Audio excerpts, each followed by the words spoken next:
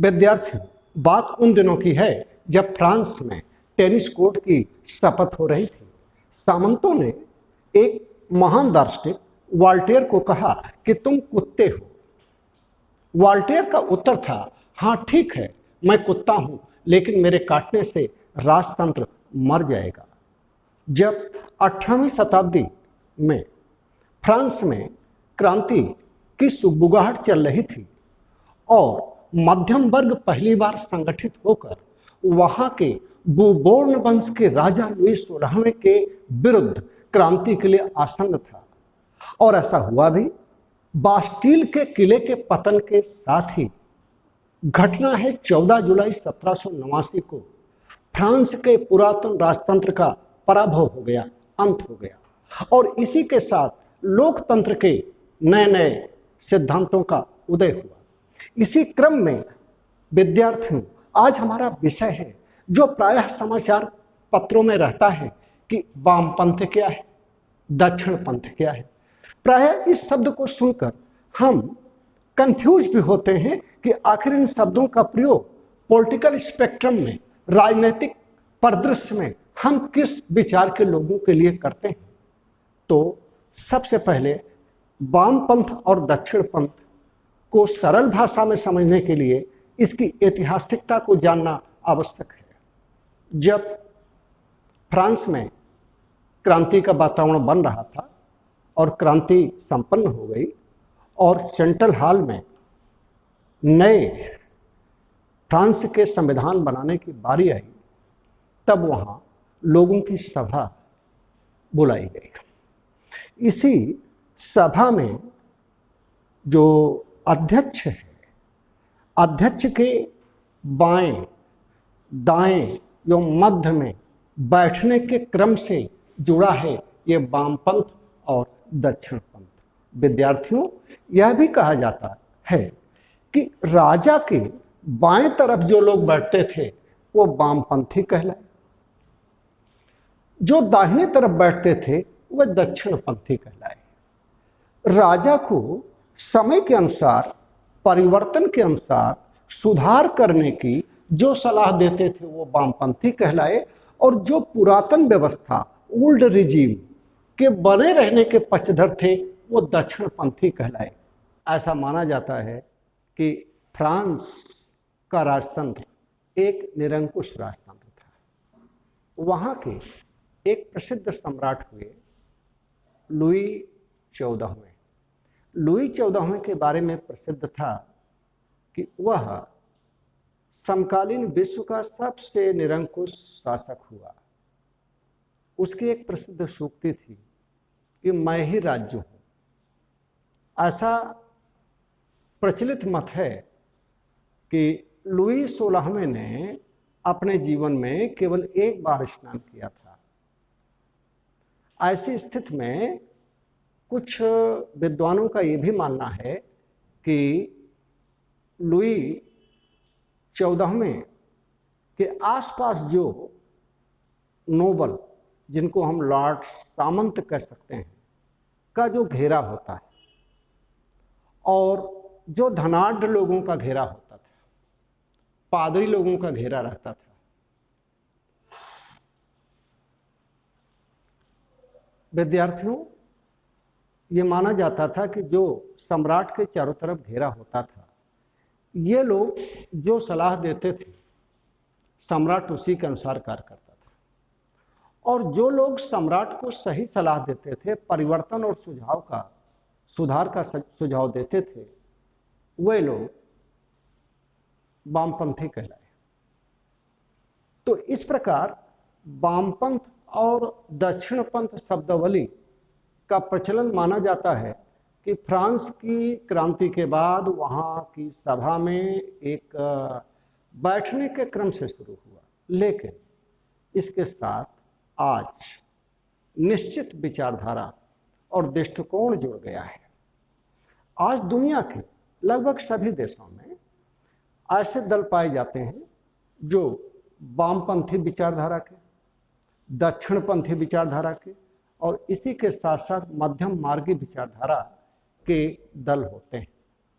जैसे हम इंग्लैंड की बात कर लें तो इंग्लैंड में एक व्हिग विचारधारा या दल है और दूसरा टोरी दल है। जो व्हिग विचारधारा का दल है इसे हम उदारवादी या लिबरल दल के नाम से जानते हैं। यह क्रमिक और कॉन्स्टिट्यूशनल रिफॉर्म्स में विश्वास करता है। यह राजा की निरंकुश शक्तियों के विपरीत प्रजा के जनतांत्रिक अधिकारों को दिए जाने के पक्ष में है। इसी प्रकार हम ये मानते हैं कि इंग्लैंड जो भारत का भी शासक था या दुनिया के कई देशों पे उसका राज्य था, जब व्हिग पार्टी के लोग सत्ता में होते थे तो उन उपनिवेशों में अनेक प्रकार के सुधार, व्यक्ति को दी जाने वाली स्वतंत्रताएं, समाचार पत्रों को दी जाने वाली स्वतंत्रताएं, ये सारी चीजें होती थी। एक एग्जाम्पल से हम इसको समझ सकते हैं कि जब भारत में विलियम बेंटिंक गवर्नर जनरल था तो विलियम बेंटिंक इसी व्हिग विचारधारा से प्रेरित और प्रभावित था। तो इस प्रकार इन विचारधाराओं का भी शासन पर प्रभाव पड़ा। इसी प्रकार अमेरिका में आज दो प्रकार की राजनीतिक पार्टियां हैं मुख्यतः। जैसे एक जो वर्तमान में सत्तारूढ़ राष्ट्रपति डोनाल्ड ट्रंप है, ये रिपब्लिकन पार्टी के, इसको दक्षिणपंथी पार्टी माना जाता है। इसके विपरीत जो जैसे बराक ओबामा थे तो वो डेमोक्रेटिक पार्टी के राष्ट्रपति थे। तो जो दक्षिणपंथ है और वामपंथ है, या जैसे रिपब्लिकन और डेमोक्रेटिक है, तो क्या इनमें देश को, समाज को, व्यक्ति को, राज्य को लेकर क्या बहुत बड़ा परिवर्तन है? तो इसको हम आगे समझेंगे। हम यहाँ पर भारत के संदर्भ में बता दें कि भारत में भी वामपंथी पार्टियां हैं। जैसे हम भारतीय कम्युनिस्ट पार्टी, मार्क्सवादी कम्युनिस्ट पार्टी, इनको हम वामपंथी पार्टियों की श्रेणी में रखते हैं। दक्षिणपंथी पार्टियों में भारतीय जनता पार्टी को नंबर 1 पर रखा जाता है। शिवसेना को भी दक्षिणपंथी पार्टियों में गिना जाता है। रही बात देश की सबसे बड़ी पार्टी रही कांग्रेस को, जिसका राष्ट्रीय आंदोलन में एक बड़ा योगदान था, उसको हम किस वर्ग में रखें? तो निश्चित रूप से मध्यम मार्गी पार्टी के रूप में कांग्रेस अपने को पेश करती रही है। कांग्रेस में समयानुसार बदलाव होता रहा है। मध्यम मार्गी के साथ साथ हम एक शब्द समाजवादी जोड़ रहे हैं। पंडित जवाहरलाल नेहरू ने एक बार कहा था कि मैं समाजवादी हूं। समाजवाद को यहां हम साम्यवाद से जोड़कर नहीं देख सकते। समाजवाद एक ऐसी विचारधारा है जो जनता के हित में एक बड़े परिवर्तन का पक्षधर तो है, लेकिन खून खराबे, हिंसक क्रांति और त्वरित बदलाव के माध्यम से नहीं, संवैधानिक तरीकों से, सरकार के द्वारा कानून के माध्यम से। तो इस प्रकार हम ये 3 शब्द हो गए, वामपंथी, दक्षिणपंथी और मध्यम मार्ग। एक बार हम आपको फिर फ्रांस की उस सभा जो संविधान का निर्माण करने जा रही थी कि बैठक क्रम की ओर ले चलते हैं। जब संविधान निर्माण के लिए फ्रांस में बैठक हुई तो अध्यक्ष के बाएं तरफ जो लोग बैठे वे वामपंथी कहलाए, और इसमें वे लोग शामिल थे जो परिवर्तन चाहते थे, जो सुधार चाहते थे, जो वैश्विक मूल्यों के अनुसार देश को आगे ले जाना चाहते थे, जो राजतंत्र के विरोधी थे, और जो दाहिनी तरफ बैठे इसमें ऐसे भी तत्व शामिल थे जो सामंतों के अधिकार को, और वहाँ एक पादरी वर्ग होता था जिसको क्लर्जी कहा जाता है, उसके अधिकारों को सीमित स्तर पर बनाए रखने के पक्षधर थे। फ्रांस को आगे बड़ा उथल पुथल देखना पड़ा। नेपोलियन के समय तो ये सारी व्यवस्था ही रद्द हो गई। एक तानाशाही व्यवस्था के रूप में देश फ्रांस बदल गया, तो वहाँ इन सब वामपंथ और दक्षिणपंथ का कोई अर्थ ही नहीं रहा। लेकिन ये माना जाता है कि जो बीच में जनता के बहुत से ऐसे लोग थे, ठीक है, जो ना राजा के पक्षधर थे और न बहुत क्रांतिकारी सुधारों के पक्षधर थे, उनको एक मध्यम मार्गी विचारधारा के रूप में देखा गया। तो इसी क्रम को हम आगे बढ़ाते हुए कह सकते हैं कि वामपंथ वर्तमान संदर्भ में क्या है। क्या इसे हम आज के साम्यवाद से जोड़कर देखें? प्रायः विद्यार्थियों वामपंथ को साम्यवाद से जोड़ दिया जाता है। साम्यवादी विचारधारा का जनक जर्मनी का कार्ल मार्क्स माना जाता है। कार्ल मार्क्स की विचारधारा को हम मार्क्सवाद के नाम से भी जानते हैं। और निश्चित रूप से जैसा कि पूर्व के हमने क्लास में बताया है कि मार्क्स जो है एक राज्य विहीन, वर्ग विहीन और शोषण विहीन समाज की स्थापना करना चाहता है। लेकिन कैसे और किस तरीके से? ये समाज को दो वर्गों में बांट देता है और वर्गों के बीच संघर्ष को असंभावी बताता है। एक वर्ग पूंजीपतियों का वर्ग होता है और दूसरा शोषित, दमित मजदूरों और किसानों का वर्ग होता है, जिसको मार्क्स अपनी शब्दावली में सर्व वर्गहारा वर्ग कहता है। इसके अंतर्गत पूंजीपति और सामंत वर्ग को छोड़कर सभी आ जाते हैं। तो एक प्रकार से अगर हम वामपंथ को मार्क्स से जोड़ दें तो इसे पूर्ण सटीक और तर्कसंगत रूप से नहीं समझा जा सकता। हाँ, ये अवश्य सत्य है कि आज वामपंथी विचारधारा को एक ऐसी विचारधारा के रूप में माना जाता है जो किसी व्यवस्था में त्वरित या तीव्र प्रभावशाली परिवर्तन चाहते हैं। भारतीय राष्ट्रीय आंदोलन के दौरान कांग्रेस के भीतर एक वामपंथी विचारधारा के रूप में कई ऐसे नेताओं का उदय हुआ जिसने राष्ट्रीय आंदोलन को प्रभावित किया। लेकिन यह भी सत्य है कि राष्ट्रीय आंदोलन में वामपंथ एक अलग विचारधारा, साम्यवाद एक अलग विचारधारा के रूप में भी अस्तित्व में आई। हम देख सकते हैं कि वामपंथी विचारधारा में जहां पर अर्थव्यवस्था के स्तर पर धनी और पूंजीवाद का विरोध किया जाता है, इसमें राष्ट्रीयकरण आदि चीजों पर जोर दिया जाता है। दक्षिणपंथी विचारधारा पर आप थोड़ा फोकस कर लें। दक्षिणपंथी विचारधारा में ऐसी पार्टियां आती हैं जो राष्ट्रवाद को अधिक महत्व देते हैं। समाज और संस्कृति में ये परिवर्तन के पक्षधर तो हैं, लेकिन पुराने मूल्यों में परिवर्तन के साथ उसके सातत्य को या उनकी मान्यताओं को बनाए रखने के पक्षधर हैं। यह भी माना जाता है कि दक्षिणपंथी विचारधारा में धर्म और सांस्कृतिक मूल्यों को पर्याप्त स्थान दिया जाता है। सोच ये है कि विचारधारा कोई भी हो, व्यक्ति के धर्म, उसके सामाजिक मूल्यों को नष्ट करके कोई राज्य लंबे समय तक टिका नहीं रह सकता। तो इस प्रकार हम मानकर चलते हैं कि राज्य के माध्यम से और संविधान के माध्यम से ये बहुत क्रांतिकारी परिवर्तन के पक्ष में नहीं है। ये सरकार, व्यक्ति और समाज में एक संतुलन बनाए रखने के पक्षधर है। तो इस प्रकार अब हम भारत में विभिन्न राजनीतिक दलों के बारे में समझ लें कि कौन से राजनीतिक दल ऐसे हैं जो वामपंथी हैं और दक्षिणपंथी हैं और किसे हम मध्यम मार्गी की श्रेणी दे सकते हैं।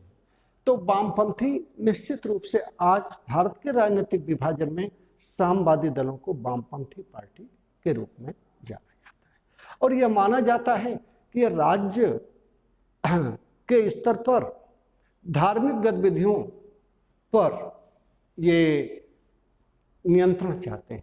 धार्मिक गतिविधियां के आधार पर पूरे देश और समाज को प्रभावित किए जाने के ये पक्षधर नहीं है।